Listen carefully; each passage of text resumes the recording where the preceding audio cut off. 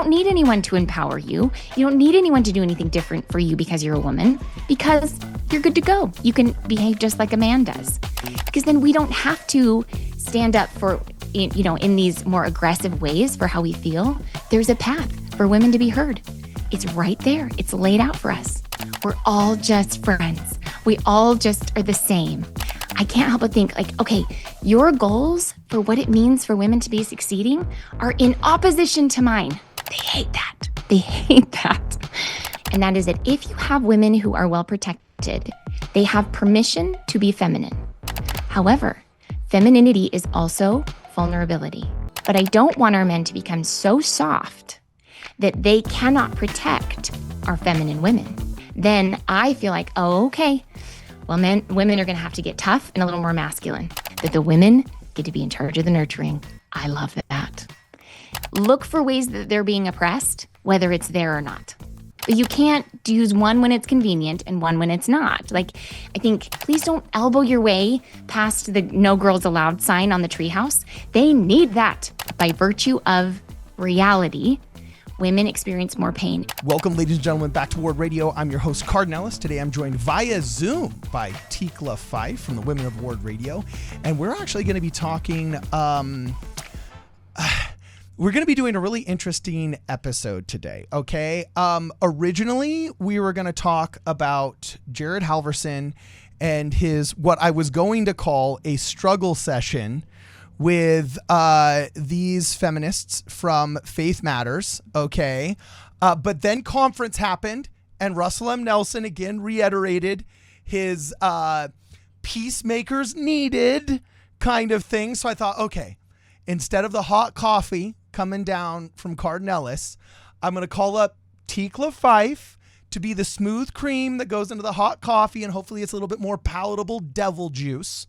No, I'm just kidding. I've totally just absolutely played into every negative stereotype right there about Mormons and coffee. But anyway, we decided we're going to analyze instead of debunk, refute, and Donkey Kong smash this video. We're going to analyze. Because I think there's some really interesting things to talk about here. I think it doesn't have to be just like a smackdown. I think this is interesting culturally. Okay. For Latter-day Saints. And so instead of just going head to head and being combative, I decided I'm going to channel my inner Tom Hanks. Okay. I don't know if you ever saw the SNL of Black Jeopardy, but we're going to teach people that this is how they get you.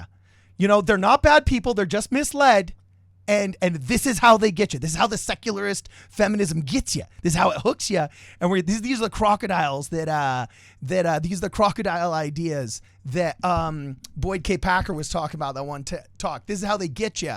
So we're going to do a little bit of... Oh, okay then. Duh. What is? I don't think so. That's how they get you. Yeah. We're going to do some that's how they get you and train you how to avoid some of these spiritual crocodile secular feminist ideas. All right. I can get behind that. Okay. Oh, but before we get started, I do want to make sure that I give us a shout out for the people that have been purchasing us goods off of our Amazon wish list. This one is another one from Brother Smith that has a limerick attached. If you guys want to hear said limerick, please make sure that you stay till the end of the video and we're going to share it with you. Keep going. I was just going to say, I think I want to just start out by saying I actually think Faith Matters does some really incredible, wonderful faith-promoting things. I think there's sometimes criticism of them because they're a little bit more left-leaning, they're a little more liberal, but I think overall, I would say there's a ton of good stuff coming out of Faith Matters, and so I don't want that to be lost in this conversation, that I do think there's some good stuff. However, I would say, here's the other thing I would say about Faith Matters. They actually had an event that was at a place called The Compass. And I thought that's really fitting because I think Faith Matters is like the compass, right? They're like widening out the boundaries and they're trying to bring everyone in. And there's something really important about that. But I'm really glad that they're presided over by the square, or kind of there's two commandments, love God and love your neighbor. And I'm really glad we have both. So it's kind of one of those things where sometimes in order to correct something, you have to overcorrect. And I think sometimes word radio gets accused of doing the same thing, of kind of overcorrecting on some things, and has to be kind of like brought back to the middle. So I think can labor happen. camps are a moderate position.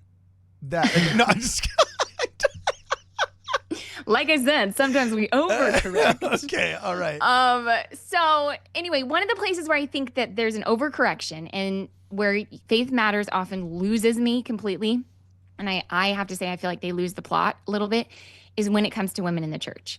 And I think that this interview with Jared Halverson was actually really kind of like a demonstrative of the rot that secular feminism has put inside of the Church of Jesus Christ of Latter-day Saints. Yeah, well, No. I just kidding. I think more of like, it was more just kind of like, oh, I would be kind of embarrassed if I were these women. Because it was kind of like, here he was trying to get real, like, actionable things to do. And it was clear that all they had was conversation and talking about pain. And I think there's a place for that. But it also kind of illustrated the lack of direction or the lack of actionable items that could be given. Anyway, I'm being a little bit obtuse here. So to get right into it a little bit, I think one of the most frustrating parts of listening to this conversation for me was, so they're talking about how we need to listen to women's pain. So listen to women, listen. I mean, that's the title of the video, is Listen to Women. And then when Jared came in with an idea of how to listen to women, here's what it was. They were describing how it's actually hard as a woman to share something vulnerable, especially when there's men involved. And then he has the audacity to say, how do we coax this inspiration or these feelings or this love out of these women? And they came after him and they said, well, isn't it a little condescending that you said you need to coax this out of women? To which I just kind of rolled my eyes and went, you're the one who just said that women need to have these things coaxed out of them. And now when he says, so how do we do that? You say, well, how misogynistic of you to think that we need to have these things coaxed out of us. And I feel like, okay, you can't have it both ways. Either women are different than men, and we require different things to thrive and succeed, or we're the same, and you don't need anyone to empower you. You don't need anyone to do anything different for you because you're a woman, because you're good to go. You can behave just like a man does.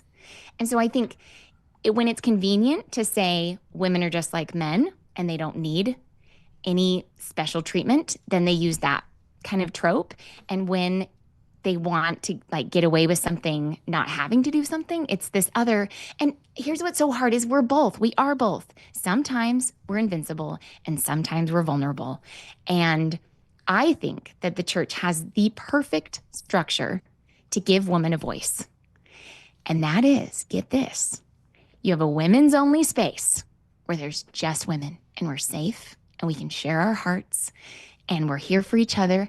And then you have a representative from those women who knows their hearts deeper than most because she ministers to each of them and has a team of women ministering to them. She then goes to the ward council with the men and the other women on that council and presents the hearts of the women to be heard in council with the decision-making process. That is ideal. It's so good for women because then we don't have to stand up for, in these more aggressive ways for how we feel. There's a path for women to be heard. It's right there. It's laid out for us. And when it comes to callings, in which callings are male and female, I think we see that the callings that need to be consistent, that need to always be able to be depended on, are filled by men, and they're very administrative and ministerial. And then we have the jobs that are kind of like when you're in the right season for it, you raise up for it, or you are able to put yourself in that position, and they're more ministering with a touch of administration. And those are the ones that are for our women. And so when we do that, we actually maximize the opportunity for men and women to do what they're best at. And I can hear the women who are a little bit more masculine. I can hear them saying, but I can do the consistent stuff. I can do that too, just like a man can. And what I would say to them is, please don't sacrifice the well-being of all different kinds of women for your own best interest. Because we can use your consistency in our all-women space. We really need it. But if you volunteer all women for an assignment and a duty, this is now a duty that you're putting on all women.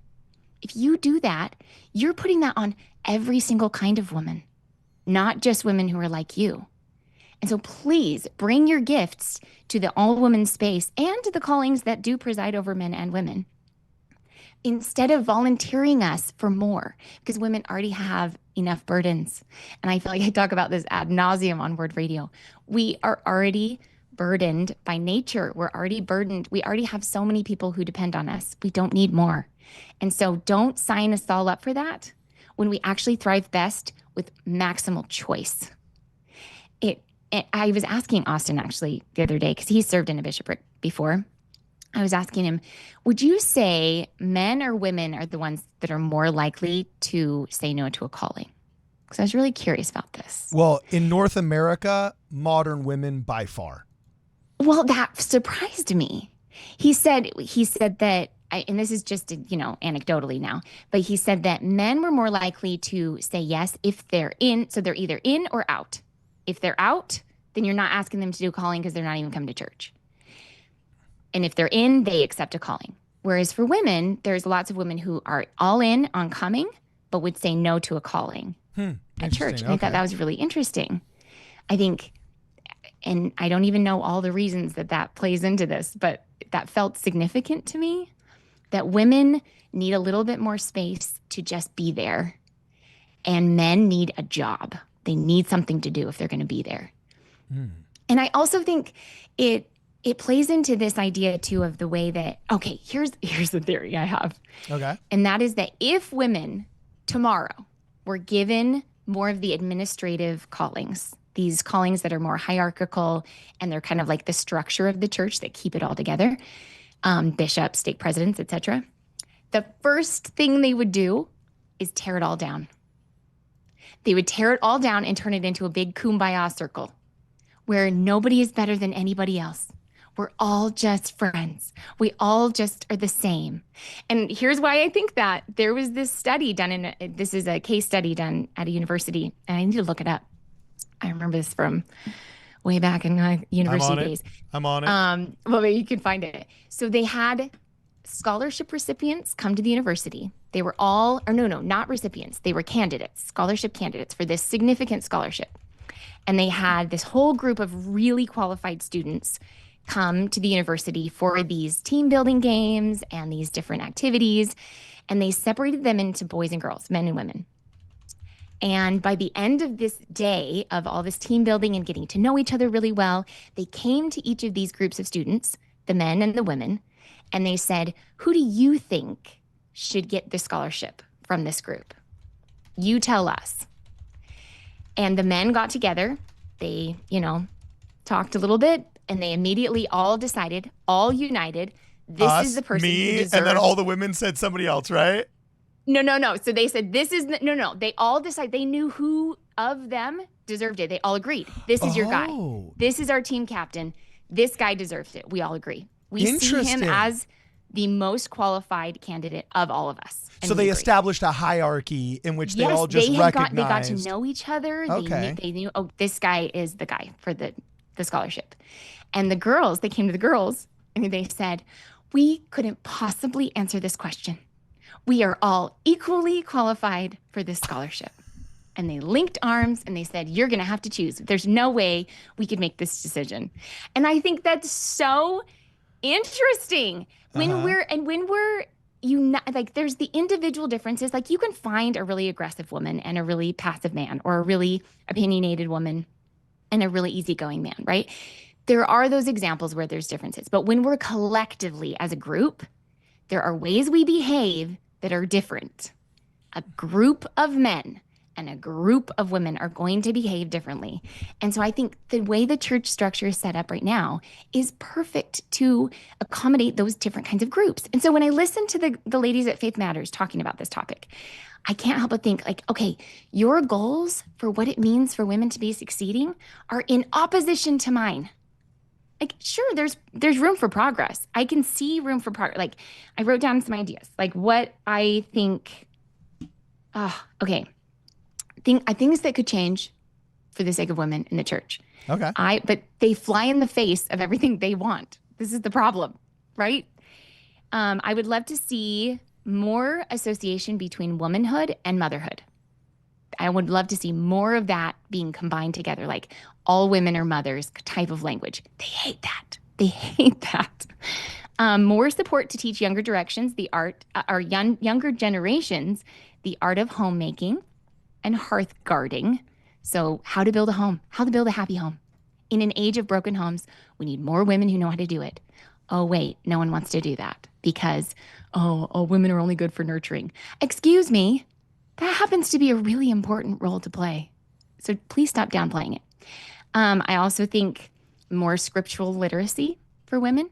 I think we need just letting the men know the scriptures and we just kind of like hope that they know what they're doing. Because here's the thing.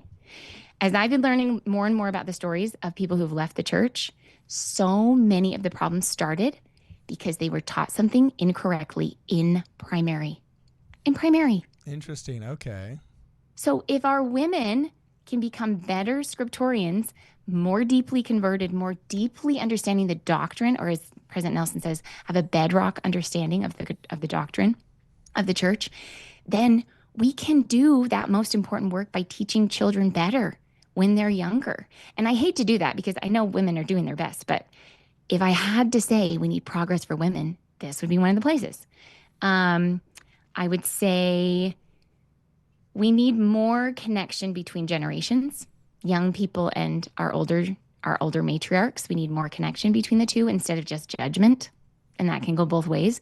We need young women to be looking up to their matriarchs instead of judging them for all of their backwards, racist, homophobic thinking. Like we need to be honoring what they did for us. I think that would be a great move forward. I think we need social fabric. I am a stay-at-home mom, and I feel the weight of my entire community on my shoulders sometimes, not just in the church, but in the world outside, because there's so few women who are just dedicated to home and to social fabric. And so it feels like I'm reaching across the distance of this threadbare social fabric to these other women who are trying to do the same thing. And we're doing fun, wonderful things with our time that's volunteered. There's a reason why all of our social fabric and many of these volunteer institutions that our society still depends on, whether it's volunteering at the American Red Cross or whether it's going to the local homeless shelter or food pantry, why they're completely staffed either by very wealthy women who live a very conservative traditional life at home because their husband can afford to pay for everything and they end up having the leisure time to volunteer, or by very, very old women. Like there's a massive generation gap because, some people say whether it was the feminist birth control pill push that pushed 1 million women into the workplace, so much so that corporations and taxation entities realized, oh, hey, now we can tax the crap out of these people and make a bunch of money off their labor and their taxes, or whether or not it was just that social push of like demonizing being a stay-at-home mom as some kind of sort of feminist failure or betrayal of everything that we fought for. We've lost like 2, 3, 4 generations of women that could be volunteering in some of these organizations that hold a lot more together in our society than we realize until they're gone. And they don't just like, oh, well, we screwed up this year. No, it's gone. Now we have to try and rebuild from nothing with people that are even less available, both physically, emotionally, mentally, in consideration of their time, the whole 9 yards. Yeah. Yeah. Well, and so one thing the church does really well, though, I would say, is that it does give this protected space for women to be feminine. And it comes at a cost. And this was the other kind of like tricky thing that they were navigating in this conversation. And I see this struggle. And that is that if you have women who are well protected, they have permission to be feminine. However, femininity is also vulnerability. So if it's like the Cosette and Eponine, right, in Les Mis. If you've got a well-protected girl, she has permission to be feminine. If you have an unprotected girl, she becomes tough. And we need tough girls. We do need tough girls. But if things are going right, you might produce some naive, tender, feminine women. And so now what do we do with that problem? Is it a problem? It's only a problem if those tender, feminine women no longer have a circle of protection in good men who are protecting them. So it's kind of like a problem of success. If you succeed in being really good at protecting women, you're going to have protected women. If you fail in protecting women, you're going to have tough, rugged women, but it means the men failed to protect their women. And so one of the things that I worry about watching something like this with Jared Halverson is I don't want, and I'm not saying Jared Halverson is weak. He's not a weak man, but I don't want our men to become so soft that they cannot protect our feminine women. Because if the men are going to go soft and not stand up for the doctrines of the church, not stand up for the principles that we have been defending from our hearth as feminine women, then I feel like, oh, okay, well, women are going to have to get tough and a little more masculine. And we're going to have to start standing up for the doctrines of the church. And maybe that's what's needed right now. Maybe we need women's voices to stand up for what we know in our hearts. It's kind of like, I love the line from Mary, Mother of Jesus, after Jesus is born, where she says, or where it says, and Mary pondered these things in her heart. I think feminine women tend to do a lot of our feeling just privately. But there's also a place for Mary Magdalene to go and tell everyone what has happened, right? To tell the good news out loud. And so maybe this is just a time where we need more strong women's voices to say, hey, I love having a prophet who's a man. And I love having a stake president and a bishop to serve as father figures in our ward. And I love that the women get to be in charge of the nurturing. I love that. And I mean, I hope that our men can do it too. I hope they can. And, okay. But I do think, I do think this was an example though of being tender and being careful and listening to the pain of these women. Because at the end of that conversation, I just thought, all you need is for somebody to listen to you. There's not really anything to do. Like, you've had some hard times, you've had some pain, but ultimately we need to just keep doing what we've always been doing, because that will be what solves your problems. But don't you feel like some of this pain is really the power of suggestion? Like, what really bothers me is that all of this media that's pumped into our young women's iPhones is all about how they need to recognize toxic masculinity at a distance, you know, and that it's ironic that I'm saying this in an episode about this is how they get you. You know what I'm saying? But to a certain extent, they've been doing this is how they get you since the feminine mystique was written in the 60s. Okay. Well, okay. So here, and I think that is what is so pernicious about some of the messaging about women in the church in Faith Matters.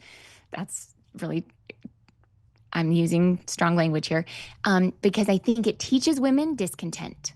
I think it teaches women to look for ways that they're being oppressed, whether it's there or not. Like, you can get someone to find, it's that SCAR study. I've already brought it up on Word Radio, but where if you think that you are expecting to be not taken seriously or oppressed, then you're going to take something that's a universal, something that happens to everyone, and you're going to turn it into your villain origin story. Like, some of the examples of, like, I had this great idea and my leaders didn't like it. I'm like, yeah, that happens to men too. You know how many ideas people have? We can't do all the ideas. If you're not like, if you really love an idea, you might have to fight for it. You might have to get assertive about it. And that's not a gender specific thing. That's just reality. Yeah. All of us kind of share that need for assertiveness. There's definitely one gender that statistically is far better at it, but it's not like any of us are spared its necessity. Like, all of us end up having to do it. So that was beautiful, Tikla. That was very diplomatic. You know, there's a reason why you're so effective on the Women of Ward Radio. I came in ready to play whack-a-mole on timestamps and just start pulling these things up and then reacting to them and saying, this is how they get you. And you're like, well, come on, let's slow this down a little bit. So you're going to teach me how to react differently then you're way... going to listen to the woman? Is that what's going to happen? I'm going to listen to the woman, and you're going to teach me how to react. Do you ever, instead of saying these blood-sucking vampires are literally taking all of the lifeblood out of our modern society. So instead of just saying that, then what we're going to do is we're just going to react to these ladies and a couple of specific timestamps. Before I start, ladies first, do you have any specific timestamps that you want to bring up? Go for it. Okay. So I almost feel embarrassed about the undiplomatic first comment. Maybe you can teach me how to have said this better. My first comment is, and then we'll go directly into the timestamps here, okay? But my very first comment here is actually it's still in the comment section. So I guess good on them for either not recognizing it or not deleting it yet, right? So we'll go after the time-stamped comments. But my first one was, I've never seen anyone submit so voluntarily or so fast to a culturally Marxist struggle session. I'm surprised they didn't swear in Jared by putting his right hand on the feminist mystique or offer to make amends by putting a Planned Parenthood sign in his front lawn. Oh, so all right. So how would Tikla? How should I say that instead of what's okay? Well, no, I think it's hard, right? Because we sense the overcorrection. It starts to sound like Marxism. It starts to sound like some of these. Because I'm going to edit the comment right now. I'm going to edit. So you say can edit to something. Okay, I get to tell you what to say. I sense the so I'm literally typing edit right now. I'm editing the comment, and then I feel I'm like writing. I have so much power right now. Edit. Okay, I sense. What should we say? Well, I mean, I don't know. You could so.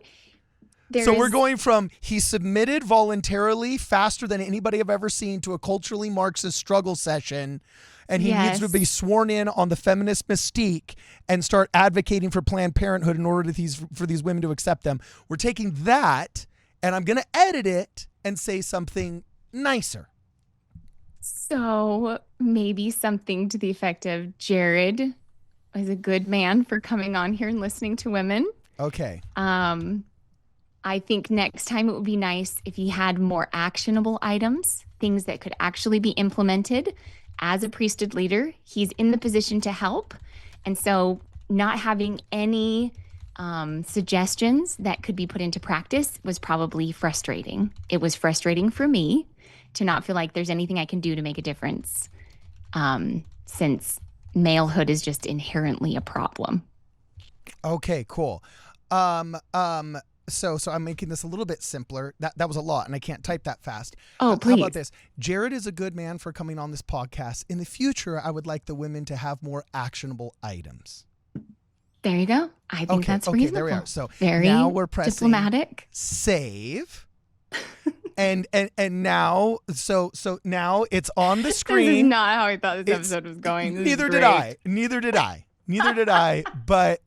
But we're changing the comments now on the Faith Matters episode. Okay, so then here's my next comment that came up right here. Okay, at the bottom, 4741, pure hypocrisy to complain about Jared's use of the term feminine ears by women who all worship the book, The Feminine Mystique. So this is the clip, though. We'll play it, though, so I don't look like, I'm just talking out of my butt here, or out of my backside, as I should be saying. So I believe this is the clip right here. Catherine's book, The Mother Tree, and also there was this zinger in your video that some people had a hard time with, which is the feminine ears. The feminine ears phrase, and it was interesting that really became a magnet for a lot of people. Yeah, so that frustrated me, that the entire premise of this whole entire controversy is the use of him saying, please put on your feminine ears, by people who said that was the most sexist thing imaginable. Never mind that the book that launched 1 million feminists, the book that launched the entire movement, was called what? The Feminine Mystique. The Feminine Mystique. Like, it's Yeah. like between evangelicals who would muzzle Jesus with their sola scriptura doctrine during the second coming, or those that would get mad at the use of the term feminine when it's on their Bible. This is the secular woman's Bible, all right? Like, how is that was, so how should I put this instead? We're going to change the comment. I don't know what you should say, but I think my reaction to that is what I said earlier, is that, okay, you either get to be uniquely feminine and have unique perspectives and unique burdens to carry, or you're exactly like men and there is no difference between our ears. But you can't use one when it's convenient and one when it's not. Like, I think accept that you have something different to contribute, and embrace that, celebrate that, and don't be scared of your own femininity. Don't be afraid of your own ability to hear things differently, and embrace that. Don't denigrate it by your own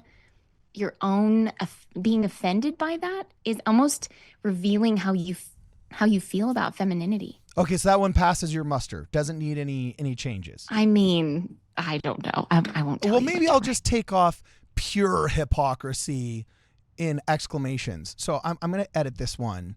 Maybe I think women like to be feminine. Okay, so am I wrong? Edit.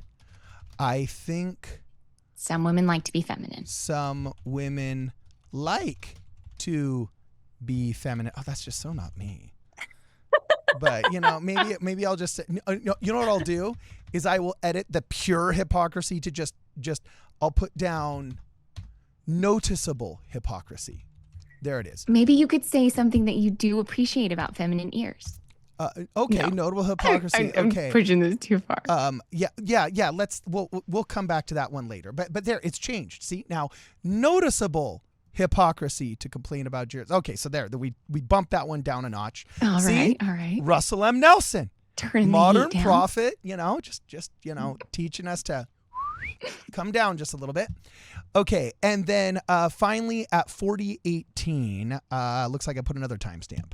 I think I have the greatest calling in the church. I get to work on Just Serve initiatives at our ward and our stake level. And over the last several years, I was able to build a lot, myself and others I collaborate with, were able to build some really vibrant partnerships with nonprofits in our community that we're looking at food insecurity and homelessness and refugee resettlement and so many different things.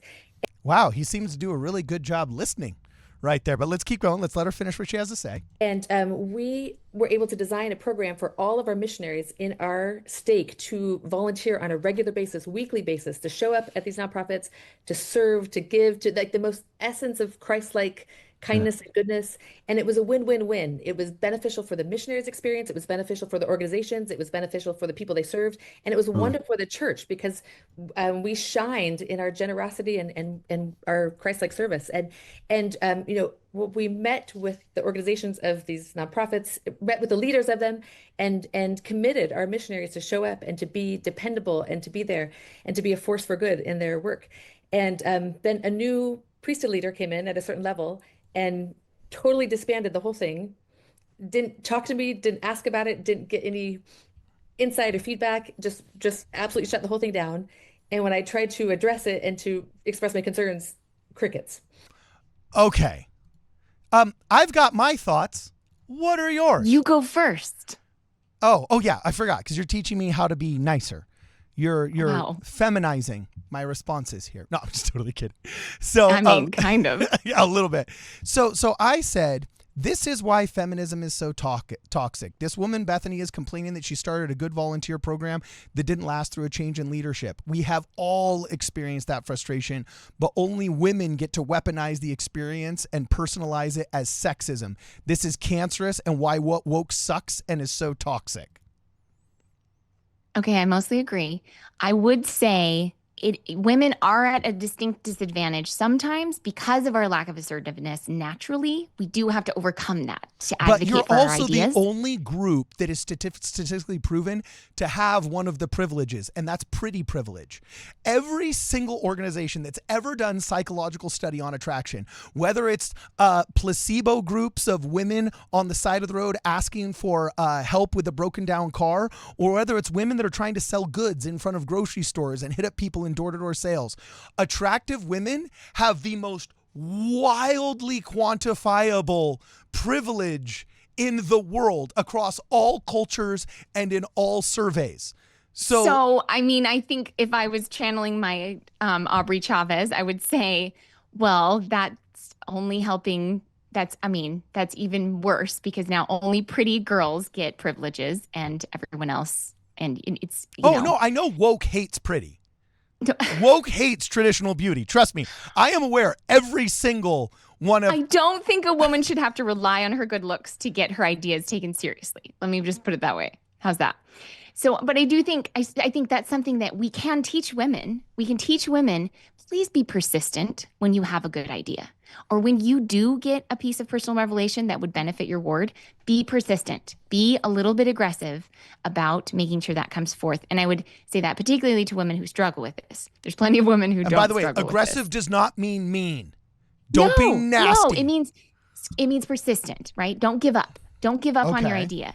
And I think we've got someone in our ward right now who wrote a musical about Joseph Smith, and he would love for the stake to put it on. And so he's been persistent. He has to keep asking bishops. He has to keep going to these different stake leaders and just keeps trying and trying and trying and trying. Finally, he got approval to do it as a stake activity. But that took a lot of tenacity. Like that took him really sticking it, like going for it. And it still might have been turned down. And then he could have done it just as a community thing and people could have banded together. And that's the other thing I think my message to women would be, you don't have to have your ideas go through the church. Like you are freed up from some of the really heavy callings.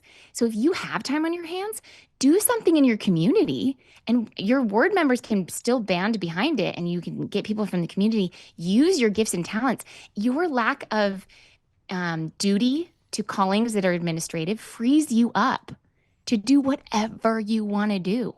Your callings in life are not just the ones that come from a priesthood leader. You have callings in life. Go after them. Go do them. I mean, there's lots of work to be done. And so don't feel like you have to wait around for someone to tell you what you're allowed to do. Go do it. Okay, so I don't want to bury the lead in the topic of this podcast here. Okay, unfortunately, both of us have a hard out and we're going to have to go sometime. And I did promise that we would teach people that this is how they get you. We've had a lot of fun here. But my biggest takeaway from this episode and my biggest frustration was you mentioned the exact same word before. Is it seems like all of these ladies in their struggle session, I meant in their conversation with Jared Halverson, it was a bloodbath of vagaries. Yes. Just a bloodbath of vagaries. Problematic. Yes. Oh, listen more to women. Well, what does that mean? Like it means just listen. Don't fix it. Just listen. Well, I'm tired of the theft of words because what listen really means is do what we collectively want as manifest on Instagram, Facebook, and TikTok. And you got to mind read us. Like all of the worst stereotypes of men needing to mind read women are manifest. And that's why I'm saying this was kind of embarrassing. I felt like, oh my goodness, you are being all the stereotypes right now. Yeah, you're expecting mind reading. You want to just people to listen, but don't fix it. You want you're saying one thing here and one thing the other. Stop, make it stop. Okay, so so how do we combat that? The second you start hearing these vagaries and you hear terminologies like men just need to listen or else, this is problematic or whatever, I find the only way you can combat that is to demand. I shouldn't say demand. We're being nice. We're being nice here. And actually, I shouldn't say nice. Our best attempts at being kind okay, would be, well, I need specifics. I would need to know more. What's something specific we can do? Because when all of a sudden you start asking for specifics, it manifests the second thing I notice, that they don't want equality. They want supremacy. The greatest shoe salesman ever out there that I ever heard of had this weird habit. It's weird because I can't believe it worked, but actually I can see how it did work. Apparently, he would only allow people to have two shoes at once. And if he was selling shoes to a woman or to a man, when they wanted to see a third pair, he'd say like, okay, that's cool. Which one do you want me to put back? And so he was only ever have them in a position of deciding between two shoes, because if there were too many shoes ahead of them, they would get what's called decision paralysis and then not buy any and say, I need to come back later. Okay. So he was constantly demanding specifics, and in a realm of specifics, he was able to avoid decision paralysis, right? Whether it's innocent and lighthearted decision paralysis, or whether it's actual demands of supremacy, which I personally think is behind all of I think this, I think most of it is you don't know what the end goal is. And when you press for what is the end goal, what do you actually want? Do you want a woman prophet? Do you want to, invent a Jesus Christ that was androgynous? Like, what is it that you actually want? And then they'll get really vague really quickly. Like, oh, actually, we just want love for everyone. And you don't actually know what they're doing. And so I think, yeah, getting specifics, what is the end goal?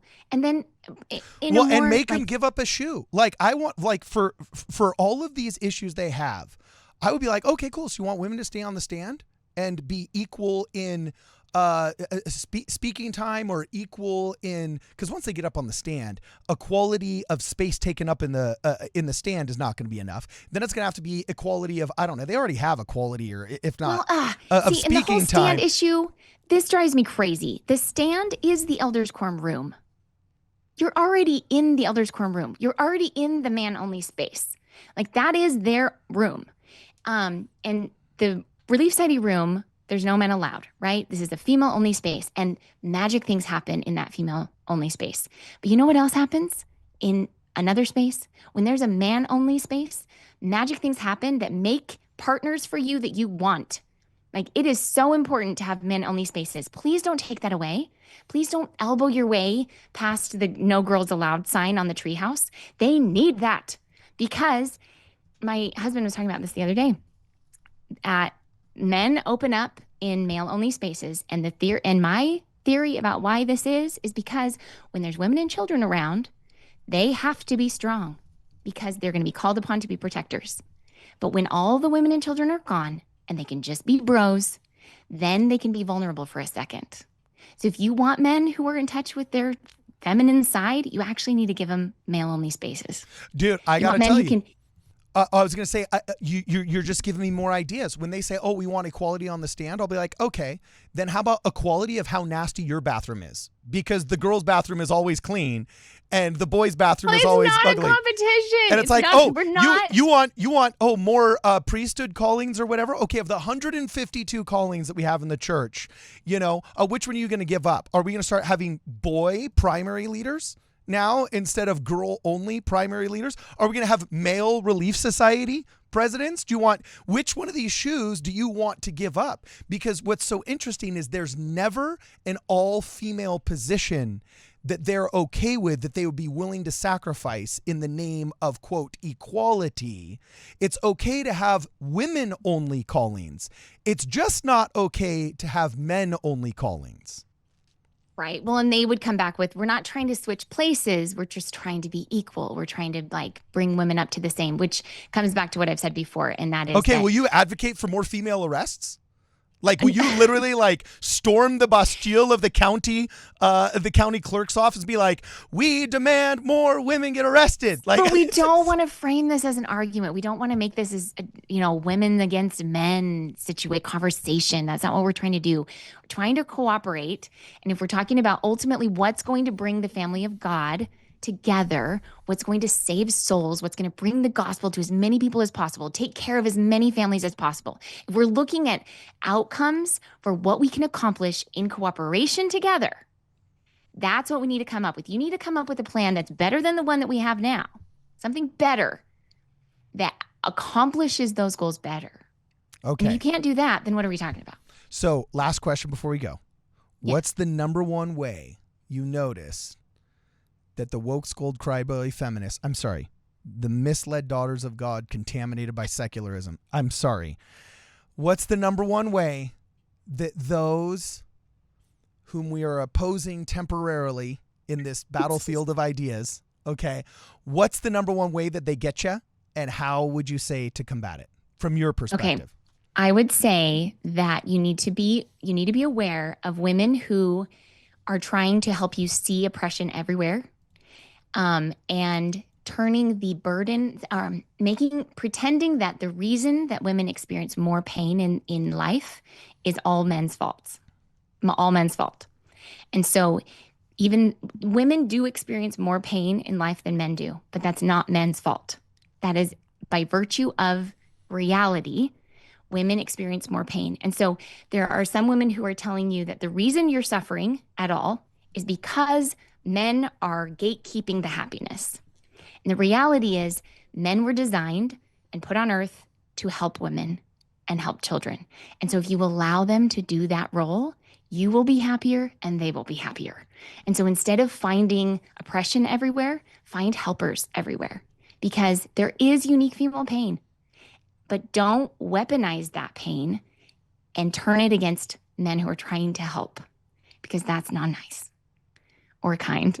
Yeah, that's a YouTube short right there. That's a YouTube short. I'm liking it. In fact, I might just make it that interview so that when all of the angry woke scolds and cry bullies are booting up their laptops because they see that I'm about to talk about something feminist, all of a sudden they're like, ha ha, go after Tikla, not me. You know what I'm saying? So any last words before we go? Tikla, any last words? Oh, I hope that we can come to a, not as many manner of ites situation about this. Like, I'd love for women to be able to band together better on these topics. I think deepening our conversion to Jesus Christ can teach us all a lot about how we can cooperate with our men in a way that will build the kingdom rather than undermining each other. And so that's my hope. Okay. Good. Now that we got all this mushy stuff out of the way, up next, how we need a paramilitary organization of the Church of Jesus Christ of Latter-day Saints functioning to defend Christians in the third world. No, I'm totally just kidding. So anyway, thank you very much, Tikla. What are you in Austin working on right now? You got anything cool coming up with the Light and Truth letter? Oh, well, more spread the light and truth letter, guys. It's been really fun to watch it show up in the wild. I love every time I see someone comment some anti-comment on a video, have you read the CES letter? And then there'll be a reply that says, read the light and truth letter. Mic drop. Yes. It's kind of interesting how now we have our little link just, stick our little hand grenade to stick in the chaos, right? So it's been fun. Austin's working on another book. I don't know. We'll see what happens, but okay, cool. Awesome. Well, thanks for hanging out with us. As always, it is an absolute pleasure, and you are wise beyond your years. Guys, big shout out really fast. I forgot earlier to mention this, but I mentioned it now. We got some really cool stuff from the Amazon wish list. This one actually came from Brother Smith. He wrote us another limerick, and it says, when life feels a little bit rough, your channel brings laughter enough. With insight and grace, you lift every face. So thank you very much, Brother Smith, for your poetry as well as your generosity. This is actually the holder for the Lassier hard drive that we use on our excursion videos. It's a heavy-duty hard drive for the excursion videos. So here's the promised limerick we talked about earlier. Thank you so much, guys. If you want to support our channel, make sure that you check out wardradio.com, where we have the classic War in Heaven veteran hats available, as well as some really cool shirts and other merch. Also, if you're a person of means, please consider a generous contribution through Zelle or Venmo. And as we say out in the battlefield of ideas, it's been real and it's been fun, and it's been real fun. For this and more, please make sure you check us out at wardradio.com.